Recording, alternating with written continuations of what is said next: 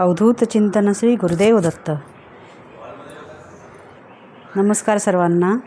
आज आपण कच्च्या फणसाच्या गऱ्याचे चिप्स बनवणार आहोत। तर त्यासाठी फणस फोडून त्याचे गरे काढून त्यातल्या बिया काढून त्याचे काप करून अशा प्रकारे काप केले आहेत। आता आपण गॅसवरती कढई ठेवूया आणि त्यामध्ये तेल टाकलं आहे आणि थोडंसं मीठही टाकूया। तेल तापलं आहे की नाही बघून घेऊ। तेल तापलं आहे चांगलं। तर आता यामध्ये आपण चिप्स टाकूया। चिप्स टाकायचे आणि गॅस मोठाच करायचा थोडा। त्यानंतर थोडंसं मीठ टाकूया।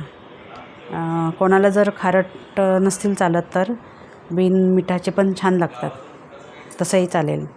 उपवासालाही चालतात हे। त्यानंतर ते सारखे असे ढवळत राहायचे, त्यामुळे कसं ते सगळ्या बाजूने चांगले भाजले जातील आणि नरम राहणार नाही आणि ते जास्त दिवस टिकू शकतात। हे बघा, अशा प्रकारे आता झाले आहेत। जवळजवळ तळले गेलेत सर्व आणि ते सारखं आपण असं पलेता फिरवत राहिल्यामुळे ते सर्व बाजूने चांगले फ्राय होतात आणि कडकही राहतात। जर आपण असंच ठेवलं तर ते मध्ये मध्ये नरम राहतात। तर हे बघा, अशा प्रकारे चांगले फ्राय झालेले आहेत।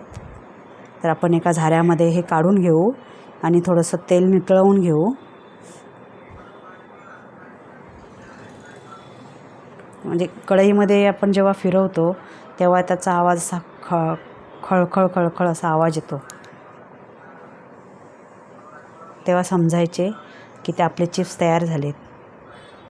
अशा प्रकारे आमचे चिप्स तयार झाले आहेत। तर व्हिडिओ पाहिल्याबद्दल धन्यवाद। थँक्यू। सबस्क्राईब करा आणि शेअर करा।